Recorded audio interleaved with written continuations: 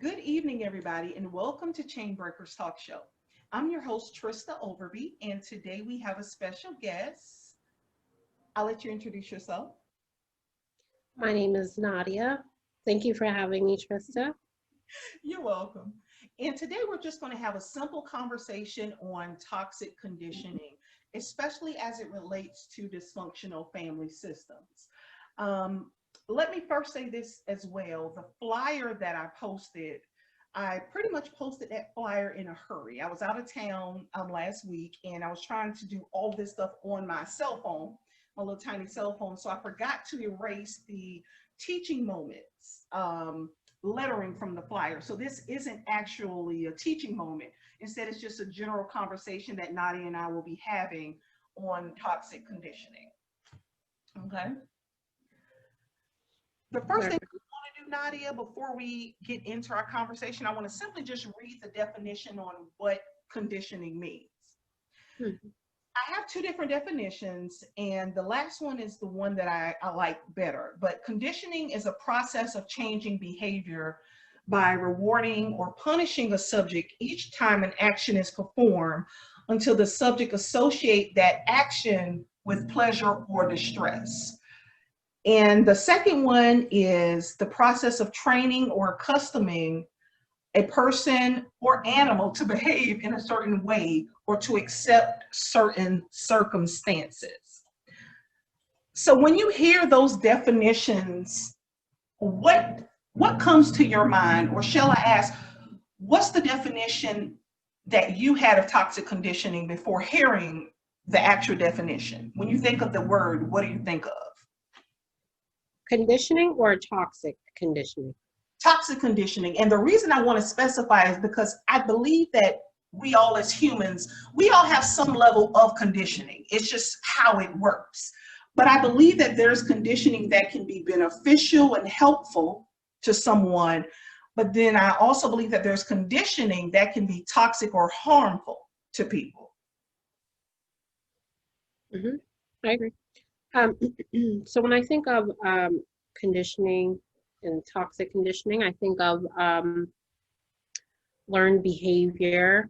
I think everything that we do is conditioning, right? Is we learn from children what we shouldn't do, and then we automatically do things, right? And so we're conditioned to do that. Like we are conditioned, like when we fall, we go ow. Like that's conditioning, right? When something hurts, you just automatically will grab your arm or your leg because it hurts.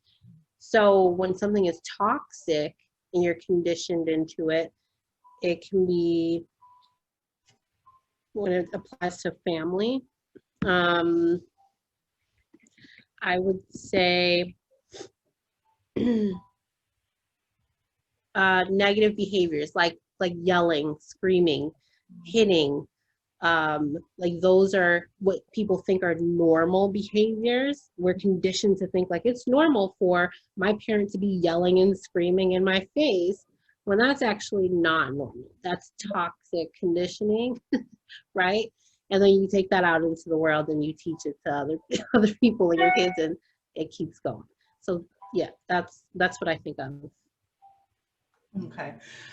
What do you believe to be one of the most damaging beliefs, shall I say? Because I believe that the way we're conditioned, of course, whatever condition that we have within our mind or whatever we're taught is demonstrated in our behavior and our action, pretty much. So, um, what we think to be right or true actually forms our belief systems, if that makes sense.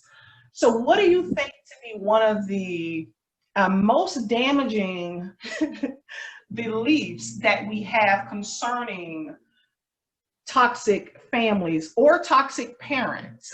For myself, I think one of the most damaging beliefs that we can have, even though there's so many, but one of the most damaging beliefs that I believe that a parent can teach their child is that you're to always do as I say.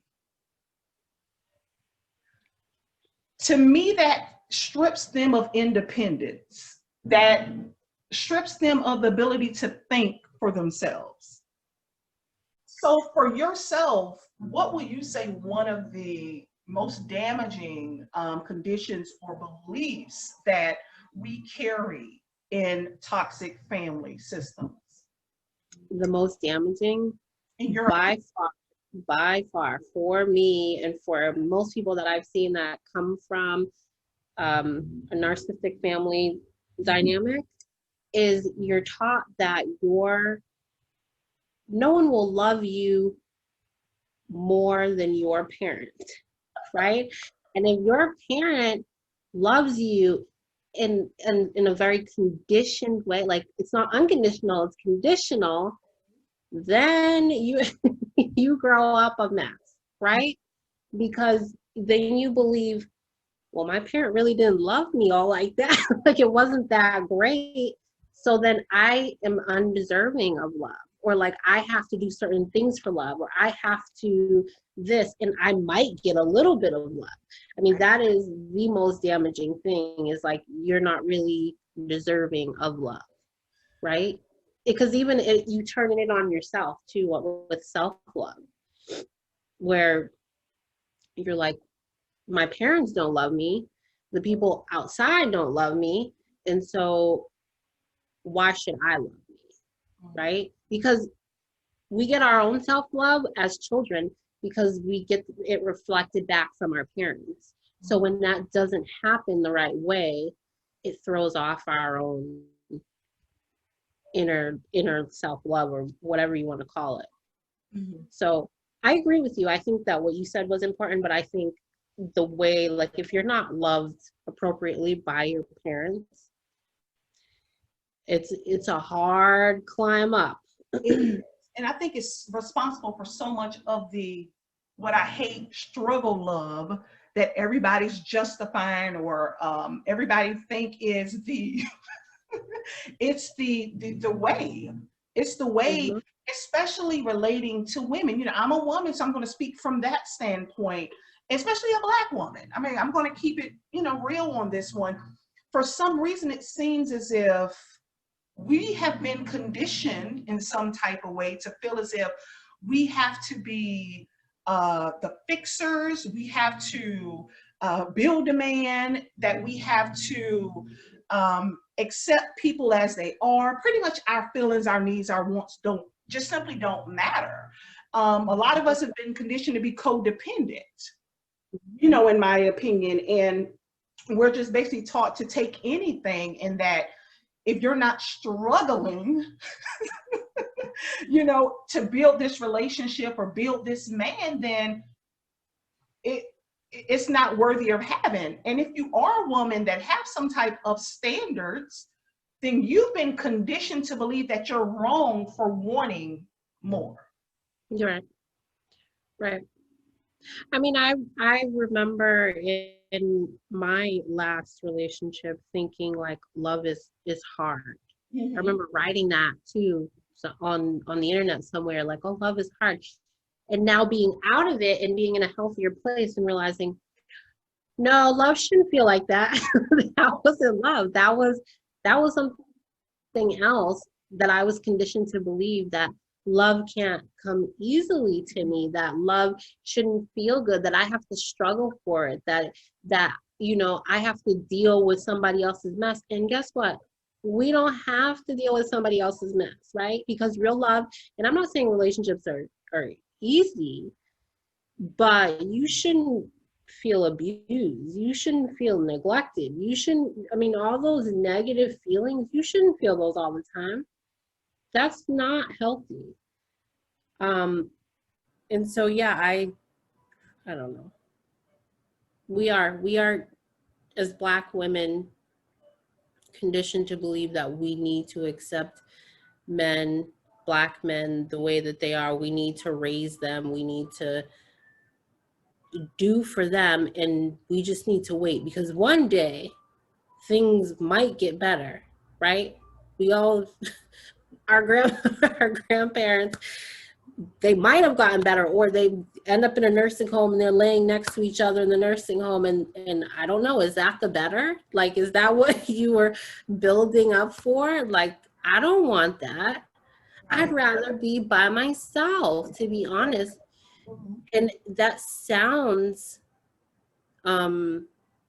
it sounds hard for a lot of people, right? Because I've said that recently to people and they're like, is something wrong? Like, no, actually, I'm the happiest I've ever been in my life. You know why? Because I realized that I want to love myself like I've loved other people.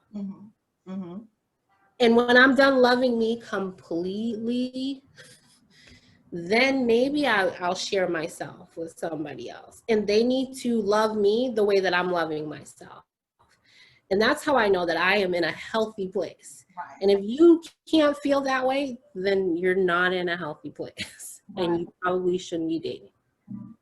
But all the other stuff stems from toxic conditioning. Let's bring it on back. And I feel the same way as well. I'm just at a point to where I don't want toxicity in my life at all. If it's not benefiting or serving me, what's the point of having it?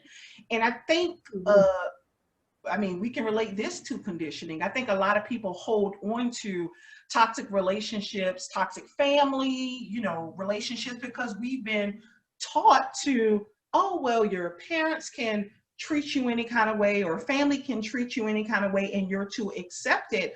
So stepping away from those type of relationships that are harmful and toxic to you often result in guilt for a lot of people, because we were conditioned to believe that you don't step away from family, no matter what they do, right. or tolerate whatever, mistreatment that you receive. And a lot of guilt can come from that as a result. But there should never be guilt from putting yourself first, your mental health and well-being. But we see that. So I think too, sometimes people don't want to step away from family when they know that they're being abused, right? Because saying mistreatment is a nice word sometimes. It's you're being abused. Let's keep it real, right? People sometimes will stay knowing what's happening because they don't want to be alone. They don't want to be the odd man out. Yeah. I was watching this video on YouTube on cults, and me myself, listen, I can see common similarities between toxic families, especially depending on the severity of it in relation to cults. And what I remember them saying is that what these cults or these systems do are they pretty much break you down, or they have to find you in a vulnerable type state. And to you, when you're in this state, you're just wanting to be accepted. So peer pressure is, it pretty much can pretty much control you at that moment, because it's like you just seek to be accepted.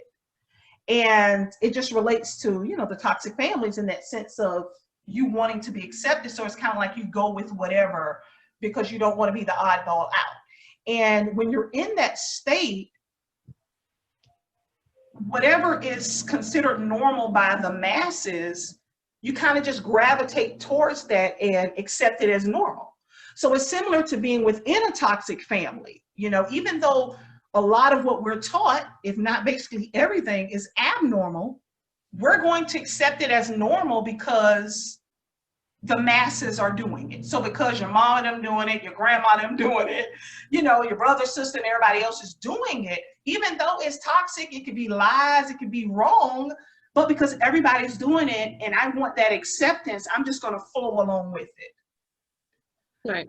And there's social norms, like this toxic behavior, it actually is the norm. Right. Because by definition, right, because if the masses are doing it, doesn't matter if it's negative, it actually is the norm. So it is normal, but that doesn't mean that you need to subscribe to it. If you know that it's not good for you and you feel it, because there are some people that can live in the toxicity, Like they're unbothered in that sort of situation, but there are some people that have to leave. You're one of them, I'm one of them, right? We Yeah. can't survive, right? If you're one of those people, you need to leave. Right. And you have to mentally be in a place where you are okay with leaving. And what you were talking about, the cults, they use predatory practices. Mm-hmm. I actually went to a meetup group last week for relationships. So when because I just like to get out there, mingle with the people on the internet. And so I went, and the group, it was a nice group. It was very informative. We had a great conversation. Mm-hmm. And then they're like, at the end, we want you to watch this video. So the video comes up and they're talking about Dianetics and talking about auto responses, and they can turn off your auto responses and all this. And they showed a book, and I'm looking. So we come back into the group after the video, whatever, please. And they're like, we can talk to you after about Dianetics and help tell you how we can help fix your brain so you're not responding in a traumatic way. And I wasn't trying to, well, number one, the book that they were talking about, the title, the person who wrote it was L. Ron Hubbard. Do you know who that is? No. The Scientology guy. Oh, okay. So immediately when I saw the name, I was like, okay, I'm bothered, because that's a religious group, and they're a kind of a different religious group, but they didn't present themselves as that. They presented this group as like a relationship, just conversation. And what I felt like is that they were being predatory. They were targeting people who were low, because there was a man in there, and I could tell he was kind of like, he had very low self-esteem, whatever they were saying, he just was going with it. And what I said to them was, what you're saying, Dianetics, you're just talking about what people do in therapy, right? Mm-hmm. In therapy, they tell you that you need to turn off your auto responses and you need to be very present in the moment so that you're not in this vulnerable place, right? Where you're responding in a way that, like, you're conditioning. You're thinking about what you're doing, how you're reacting to things. But anyways, that just made me think of that, because some people do consider Scientology a cult.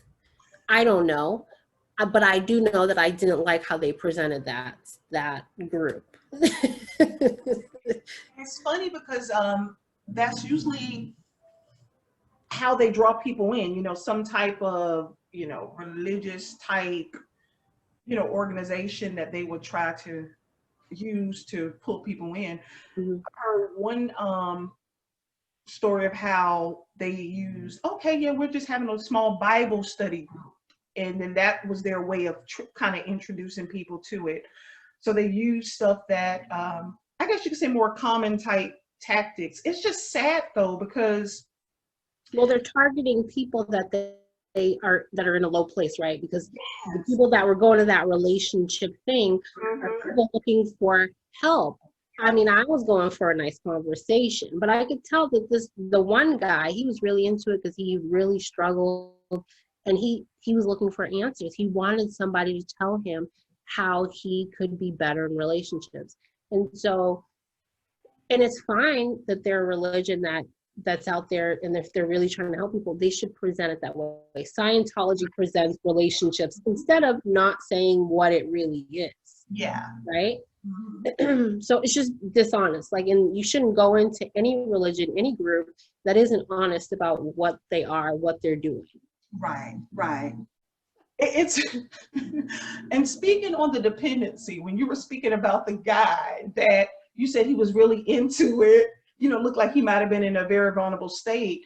Mm-hmm. It just takes me back to toxic families and dysfunctional families, whether you knew it or not, but between the ages of basically a newborn up until like 5 or 6, those are actually the most vulnerable ages for children, where they're easily impersonated. You can make them who you want them to be, so to speak. And it's like their dependency is very heavy on their parents at that time. So if you're, being raised by someone who's highly manipulative or controlling, and they are utilizing you in a sense for their own personal and selfish gain, very self-absorbed, that child is basically going to be molded to abandon themselves, not to be able to think for themselves, to basically hoop, holler, and bark at the commands of that parents. And then they grow up at my age, 36, 37, and they find themselves in cults. I mean, I'm just keeping it real. They're going to find themselves in cults because they're already in a broken down state. They don't think for themselves. I'm sure, never had a real connection with that parent or caregiver, not a genuine connection where they're pretty much accepted for who they are and they're allowed to be who they are because that parent is molding them and, controlling and manipulating them to be the child or the person that they want them to be for their own selfish gain. So here you have basically a broken child you're sending out into the world, no real connection, no real love, and pretty much pliable, obedient, willing to do anything, just to be accepted. So we may not realize it, but our families, actually, our childhood, it grooms us for abuse later in life. Yeah. We're not able to think for ourselves. You need to be able to think for yourselves and be able to realize that you have those boundaries and power, and I think boundaries is a huge thing. It's a huge thing because a lot of times in these systems, our boundaries are stripped from us. Like, I didn't even know I had boundaries until maybe age 34. A couple years ago, I just realized that I had boundaries and power. Yeah. Because you're doing very well with them. I say you're doing very well with them. I would say you're somebody that has very strong boundaries. Right. I've learned a lot, but it's just amazing. I remember the first time that I actually, kind of like purposely or intentionally felt as if I was thinking for myself. I realized that I was operating on autopilot. I remember it was like beginning of 2018. Some issues happened. It was more like my wake-up call, in a sense. Mm-hmm. And I just started seeing everything for what it was. And I'm like, okay, what's going on here? And I remember reaching out and going to this counselor. And I remember the first activity she gave me was, who is Trista and what does she want? And I paused like, huh? She said, I want you to go home and write it out and bring it back. Who is Trista and what does she want? Now, I kind of knew like my desires and things that I valued, but when it was like, what does she want? That was a struggle for me because I spent all of my life serving. I spent all of my life being the good child, serving, parents' wishes. Like, I didn't know. What do I want? Like, was that a real question? Yeah. You get what I'm saying? Like, I didn't even realize that I was not fully operating in who I was and meeting. It felt as if I didn't have needs and wants. I was just serving all of my childhood. That's what it felt like. Yeah, but you're not even aware when you're in it, right? You think that your parents' desires and wants and wishes are yours. Like there is no separate, and it's very purposeful. Your parent does that on purpose to control you, but yet you literally feel like there's no separation. Like what they want is what you want. What they need is what you need. Mm-hmm. And that's okay with you until one day it's not okay with you. You realize this is unhealthy. I need to have my own life. I need to have my own thoughts. I need to have my own feelings. I do think that you went to college, you graduated, right? I do think that college helps people wake up. And I know nowadays people are like, you don't need to go to college for anything. But I do think what people gain from college is critical thinking skills, right? It's not necessarily the material. It teaches you how to think and to like ask questions, to question the world. That's probably why at some point, like it was years later, that you started questioning or being like, I want to go to therapy because something isn't feeling right. And so I very much value education, and I think higher education helps people see more clearly, and it helps people like us realize that maybe we're not in the right situations. Right? Right. And it's so funny because you're forbidden to think for yourself when you're being reared in, toxic or dysfunctional. Mm-hmm. You can't question anything. It's more of we're the parents and I'm the parent, you're the child. You basically know nothing. I mean, as a child, I remember being told to shut my mouth all the time because I would always talk. I would always question everything. I was always arguing, shut your mouth, shut your mouth, shut your mouth. And I eventually shut my mouth, right? Because I got told enough. I was conditioned to shut my mouth. And so I did. Mm-hmm. That is, it's, I need to research um, the studies and understanding of emotional neglect really became a thing. Because it seems like in the baby boomer generation, those people are more kind of set in their ways for things. And I notice from a lot of the baby boomers that I've met, they're big on reinforcing children are to be, seen, not heard. You honor your parents no matter what. Like they're heavy on this stuff. It's like you're just supposed to be obedient at all times and do what parents want you to do, or any adult for that matter. Children basically have no rights, according to them, or children just aren't respected according to them. As long as you placed a roof over their head and you fed them, that was enough.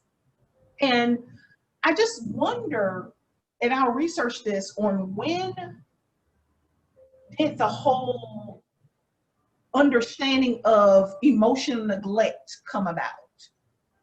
Because it seems like it wasn't really a big thing back then. You get what I'm saying? Like people didn't even realize it was a thing. We just worried about the physical needs, but we're not worrying about, or we don't understand that we need to meet emotional needs of children as well. I'm sitting here thinking about like history, right? Because culturally there probably was something going on, right? Where people, no, I was just going to say the depression was in the 20s. When people are more focused on like surviving, they're not thinking about the emotional stuff, right? But that was, baby boomers was what, the 50s, 60s when they were born. And it seems like the millennials are kind of waking up, or maybe I think that's who's before us, the Gen Zs or Gen Xs? The Gen Xs. Xers are, because we're old millennials. Right. We're right on the cusp of millennial and Generation X. Yeah. But I don't know what was going on in history, why people weren't concerned with what was, I'm sure maybe it was the wars. It probably has to do with wars. Why people were more neglectful of their emotional health, because psychology was around. People were going to therapy. There were books written, and so that's not it. The science, the understanding was there. Right. It just was being neglected, probably because there was some stuff going on in the world, probably some wars. That's what I think was probably happening. And right now, what's the generation now? Is it Generation The kids that are in like college right now, what are they called? Because they're the ones, they're very like proactive. They like are speaking out and they know what's going on. They want to be emotionally healthy. They're very communicative. Like I mean, they have it going on, you know? Gen Z, because I even noticed a lot of changes in things. It seemed like children are becoming more conscious and aware at an earlier age now. I have nieces and nephews, and it was like they see things so clearly, and they're like in their teens, and I'm like, you know, what they're seeing now at age, what, 16, 17, I didn't see that. I was like 30. I think they have access to everything, right? Yeah. Like they have the knowledge of the world at their fingertips and Right. they use it, right? Whereas we have it, we don't necessarily know how to access it all the time, right? It's sometimes like I'm wondering something and instead of picking up my phone and using Google, I'll just sit here and wonder. You know what I'm saying? Whereas they'll get on their phone and actually look it up. So yeah, I think that's the difference is like they use what they have. Yeah. I don't know. We're getting there though. I see a difference especially in Black people moving towards mental health and wanting to be healthy, whole health. Mm-hmm. It's one of the reasons I really love Atlanta because there's a lot of educated Black people here. There are a lot of people wanting to like have this whole health, right? You'll see Black people outside running in the park and being beautiful and being Black and having their afros out and wearing what they want. It's just very Black. It feels like a healthier place for us to be because there's a lot more of us moving in similar directions. But, you know. Speaking of Black and African American mental health, why do you believe that it was such a struggle for us getting on board with that? Because I know there's a lot of, well, just pray about it. Don't go to a therapist. That's white people stuff, or, Black people don't go to therapists. We pray about it. So why do you think that there was so much hesitancy with us? I mean, Black culture has a lot of shame in it. There's a lot of shame around Black people and like hiding things. Also, it has to do with like, I don't know if you know what Maslow's hierarchy of needs are, right? Where people are just out here trying to survive, especially like our parents were just trying to survive. Yeah. They really didn't care about emotional health. Like they were just trying to get dinner on the table. And if you had an issue, you need to work that out with God. Okay. You need to go pray about it because they didn't have money for you to go to a therapist.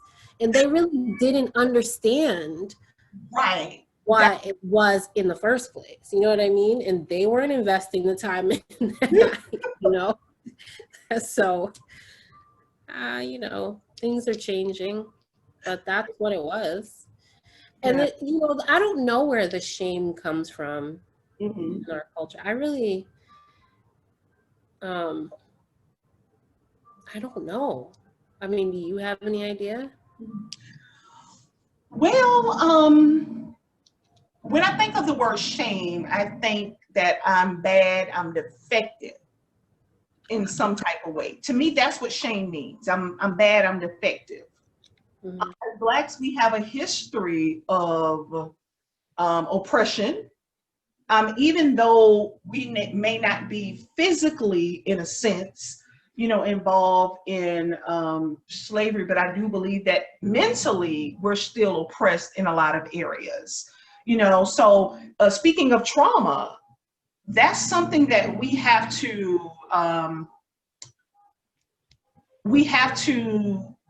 start questioning as when we're start to basically work on ourselves. We have to question those beliefs as well, and those conditionings that stem possibly from way back then, and that's just repeating itself through generations. You know, I'm sure we still have a lot of those mindsets of oppression. So it's so important for us moving forward, and not just Blacks, but anybody who dealt with any type of oppression, you know, Jews, you know, etc. We have to challenge those mindsets, and it's so important for us to really focus on why we believe what we believe, you know, why we do what we do, etc. But I think that takes self-awareness and self-reflection. And I like to think if you carry a great deal of shame, you're more than likely not going to self-reflect, you know. No, you're always trying to run from yourself. Right. You can hide everything. Right. Because you're so afraid that if like one little thing slips out, then you're gonna be exposed, right? Right. So it's that vulnerability that you have to work on. However, if you suffer from a deep level of shame, that's going to be hard for you. And unfortunately, I mean, everybody doesn't heal, you know, everybody doesn't change. And some people, their shame is so deep. And even when I think about like narcissists, in a sense, I like to think that that's more of a defense mechanism of deep rooted shame, because a lot of people, they can't apologize when they're wrong. They can't admit any faults. That's involved with shame, you know, because if they are able to say, you know, I was wrong, I messed up, that's going to rip their core, you know, because in their mind, they know that they're bad people in a sense. Like they know that they've done something wrong is what I mean. So it's like deep insecurity at the root of narcissists. But they have this false self that they create as if, you know, I'm this, that, and the other. But at the core of it, it's really deep shame, if that makes sense. Yeah. You know what, I have a hard time with NPD is because they say that it's not something that can be cured. And I understand that part of it. Like they don't change because their lifestyle suits them, right? They're happy. It's just everybody else is unhappy because everybody's catering to them.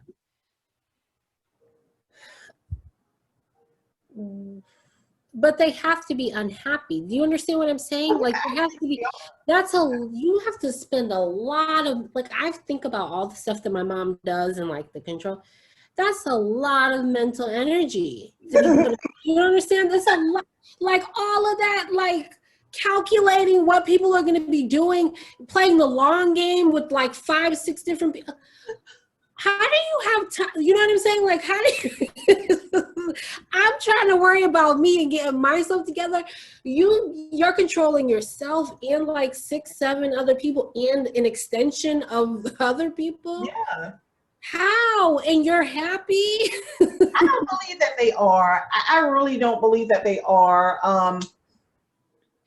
No, I don't find that to be true. That's what I'm saying is like, that's why I'm always confused. Like, why can't you get them to change? And not that I'm trying to change anybody. Like, listen, my mother's ship has sailed for me. But what I'm saying is like, that part doesn't make sense to me because how could they be happy in that situation? Right. Right. And that's usually when people are unhappy, they're willing to change. Right. I think a lot of it, in my opinion, a lot of it with narcissism and with shame, again, that vulnerability is kind of like impossible for them. And for them to change or begin to dig deep, they have to face some things, and they don't want to see themselves as they are. They don't want to see themselves as they are. I believe that's why they, you know, they do the smear campaigning. You know, they do all of this stuff in attempts to look like the good guy or the victim, because playing victim is their job. They're always the victim. And they'll lie, they'll twist words and all of this stuff because they don't want to be figured out. They don't want to be exposed for who they are. And that's why I believe that it's a deeper level of shame, because they don't want people to see the true self that is a broken, insecure child underneath, pretty much, because emotionally they're wounded. They're probably like 3 years old inside. A 3-year-old child trapped in an adult body is pretty much what you get. So they'll go to any lengths necessary to prevent being figured out, even if, again, they have to lie on you. Like I've had, people lie, tell stories, just making stuff up. I mean, stuff that if you know me, you'll be like, nah, that's not true stuff. But again, the average person, especially if it's a family member, they don't question anything, even though they know that that may not have been you, like that don't even sound like her. But these people, they will flat out twist stories, make stuff up, and you're like, that don't even sound like me. But that's what they do. They'll do it by any means necessary, and it's so sad. It is like, it's draining dealing with people like that, and people don't understand emotional and psychological abuse. I think it's the worst type of abuse ever. But it's also the hidden abuse that people don't even realize that they've been abused. I remember this one person that would like inbox me over stuff that I would post, and they were just curious, asking questions, and they were like, well, you know what? I came from, a good family, but once we started digging, there was all type of name calling, verbal abuse, emotional abuse, manipulation, control, all of this stuff. And I'm like, what happened to this good family that you said you came from? But the average person, they associate toxic or dysfunctional families with physical abuse or sexual abuse, things that you can see with your eyes. A lot of us are taking abuse and we don't even realize it. We don't realize it. We don't see anything wrong with it. Or we see something wrong with it and we just... I don't believe that. Huh? Yeah. I don't believe that. I don't believe that we're unaware of abuse. I think we always know when we're being abused, whether we want to acknowledge it or not. Right. That's a different story. Like you're saying, that person, you inboxing with that person and them questioning the things that you're posting. You know why? Because they felt something. They knew, okay, this sounds like my family and it don't sound right. Let me talk to her privately and see what's what, because this does sound like my people and me. You know what I'm saying? Like, that's why people get triggered off those posts, because whether they don't want to see it, right? Because they're like, that's me and my people. Right, that's the thing, cognitive dissonance.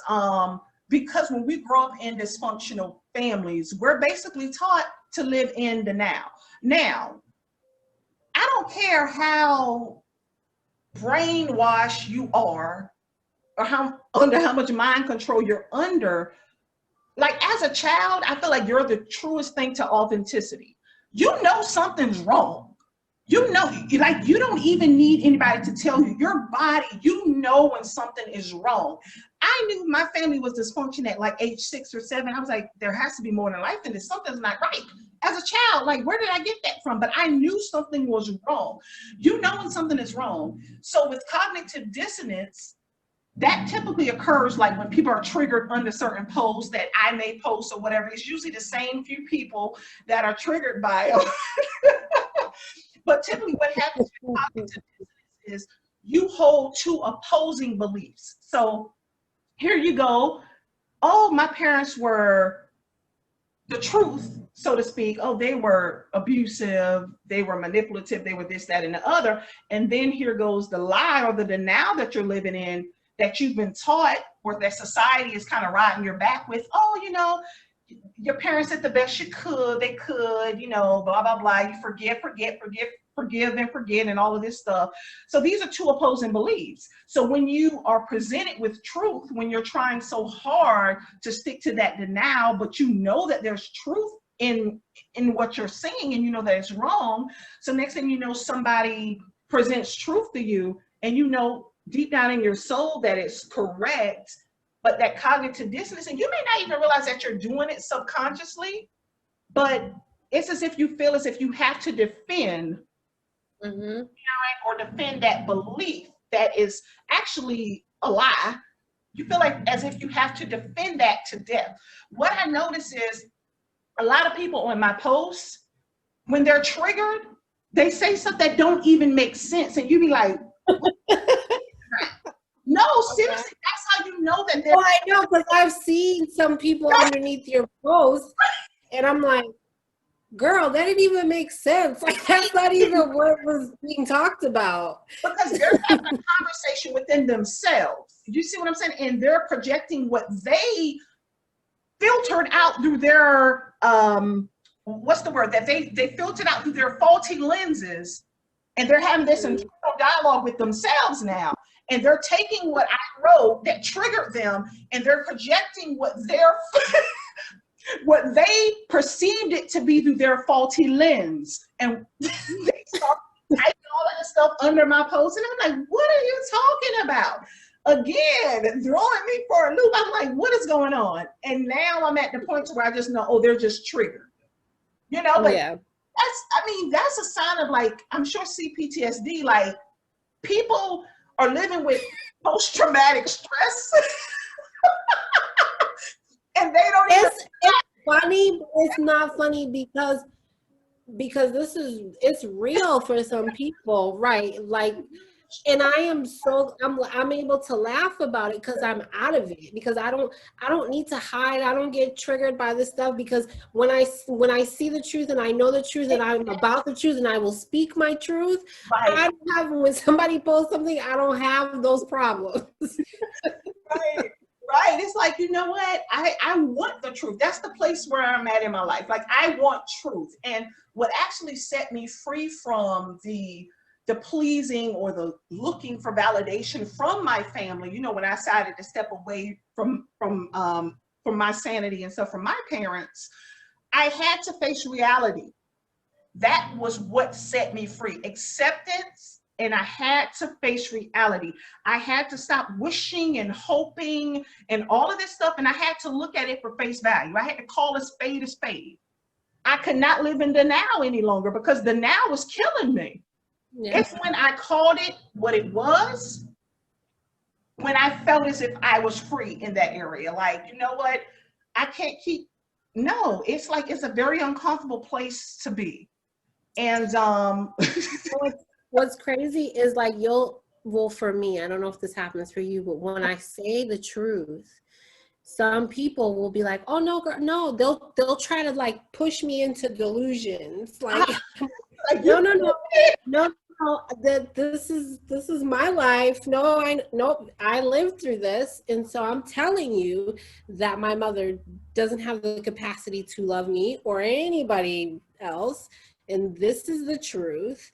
And that is how I was able to leave, because now I'm honest about it. Mm-hmm. And I will not accept abuse anymore. Mm-hmm. And all of a sudden, my vision is clear, right? And other people don't like that.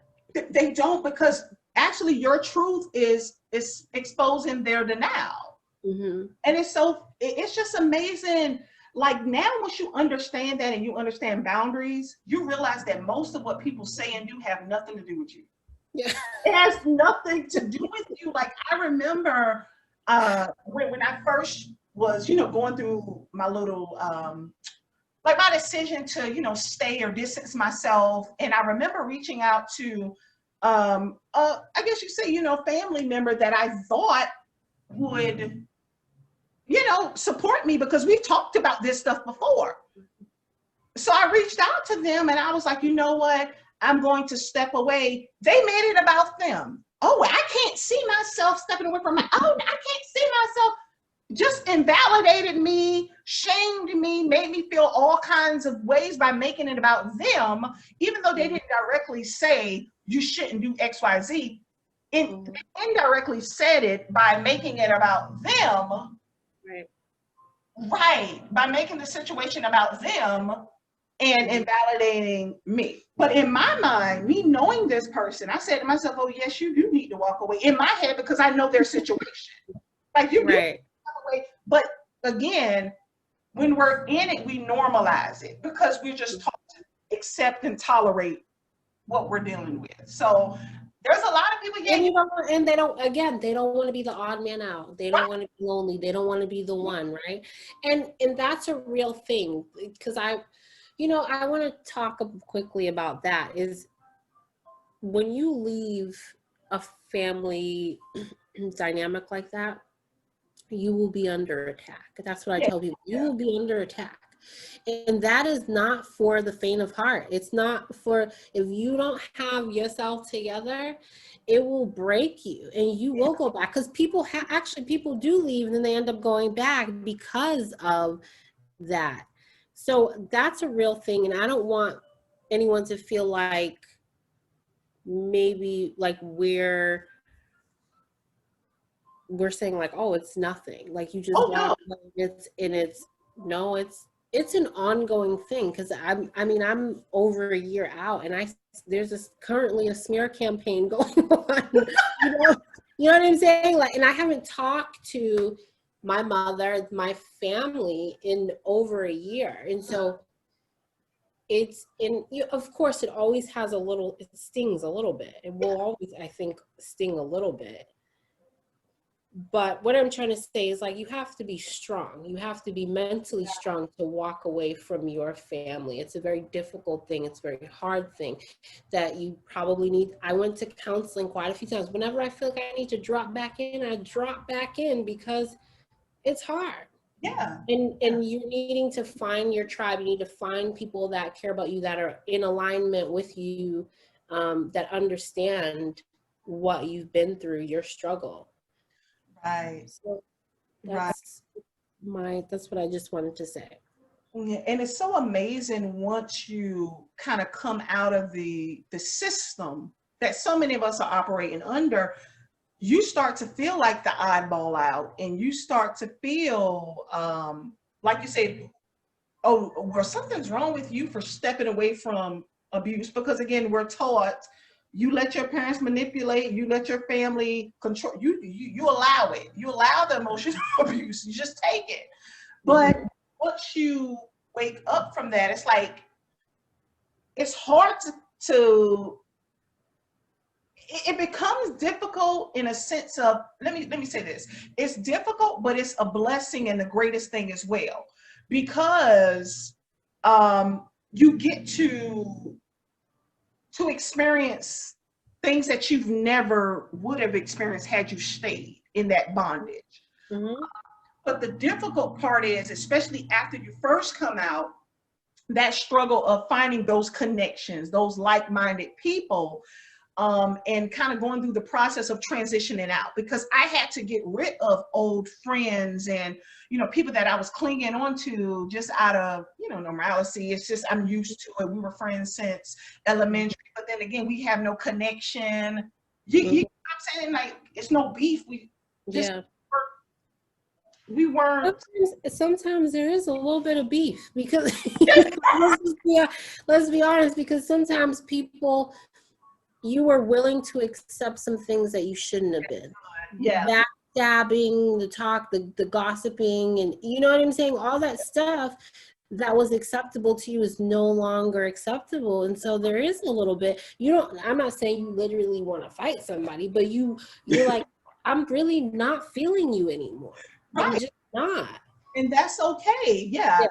And with the newness come everything new. And I like that, because I'm the type of person, I actually love life. I really do. I love life. I love change. I love growth, and just being able to become a better person.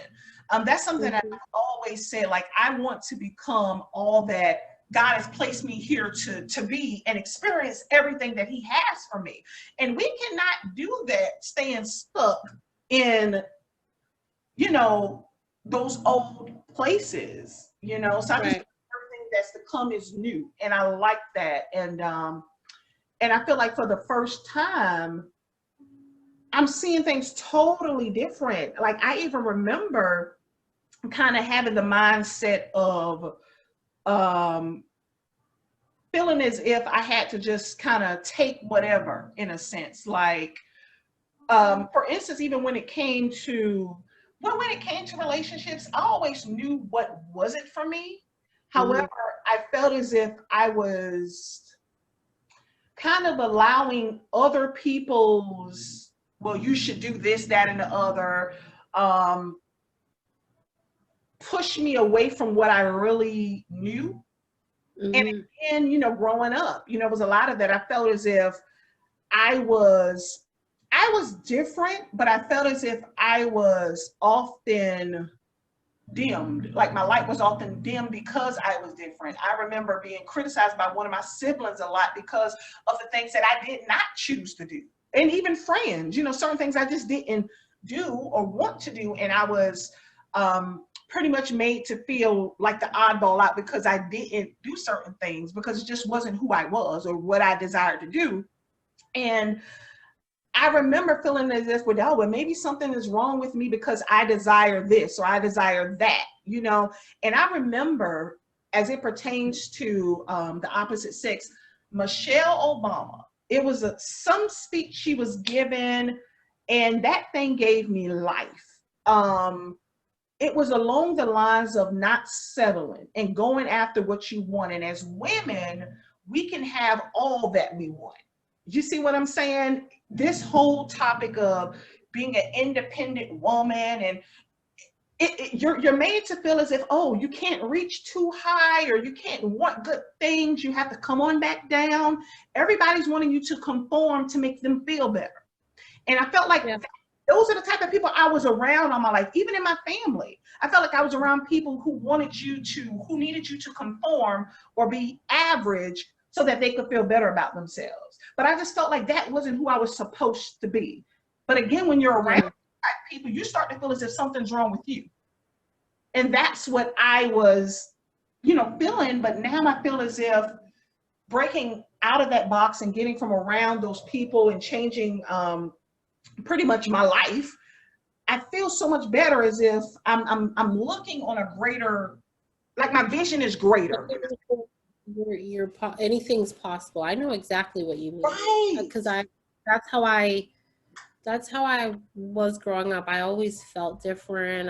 I was like always like thinking about all these like just whatever, just, you know, that I knew nobody else was thinking about. And I was always told to shut your mouth. And so I remember just shutting my mouth and not talking very much because I knew that like I think differently than everybody I know. Yeah. And maybe something's wrong with me. Well, my mother did say something is wrong with me. So maybe there is something wrong with me. And it wasn't until like I really started working on myself and realizing like, no, I really am different and it's okay to be different. And maybe those people that are around me that don't accept me being different, Right. they're not for me. That it's okay to want to be single. It's okay to like really love books, to like that's a real desire for me to have like a huge library, right? And like have a whole African American literature section in my house. Like that is a real desire for me. Like I want to become a professor. I want to have a PhD in English. Like I want to teach the kids. You know what I'm saying? Like these are real things. And I don't know anybody else that thinks like that. Like that wants, for many, many years on my birthday, I would wish for world peace. I don't know anyone else that really does that. And I was like quiet about it because I knew nobody else is out here wishing for world peace that in real life, like I am. I really want peace. I want other people to have peace. Yes. I also know that I can't do that for anybody else. Like I can't make anyone feel happy. I can't make anyone feel the peace that I feel, or like understand that the world is a lot bigger than maybe what you were told or what you were taught. Like you need to break out of your shell. You need to do it for yourself. You know what I mean? Like, so I understand what you're saying. Like, I'm right there with you. Yeah, it's like they call them self-limiting beliefs, and unfortunately, the conditioning, the beliefs that we hold, you know, they came from somewhere. So it's a lot of self-limiting beliefs that we have, and people growing up in these environments, And that's why we can't advance, you know. It could just be your mind, your mindset, you know. Mind is a very, very powerful thing. Yeah, yeah, definitely. Mhm. Well, Nadia, I really enjoyed chatting with you tonight. I'm not going to hold you. Um, I think we've probably been around an hour, if not shy of it. But I do. Well, and yeah, it's been a little over an hour. It's Mhm. been good. It's been a good conversation. Very refreshing. I love it. I do think. And I'm so glad that you'll get to share this, and I'll share it on my page because I love these conversations. Like, these are conversations that people need to have. I mean, Yeah, we can have fun and have a good time, but we need to have conversations about emotional health and growth and what's really, really going on out here in our families, yeah, right? yeah. Hmm. So I do thank you, and know that hey, I may be inviting you back one day. Okay. I'll be here. Okay. And thank you all for watching as well. Be sure to check us out on Facebook, Instagram, and YouTube every Wednesday night, 8 p.m. Eastern Standard Time, right here on Chain Breakers. Until next time.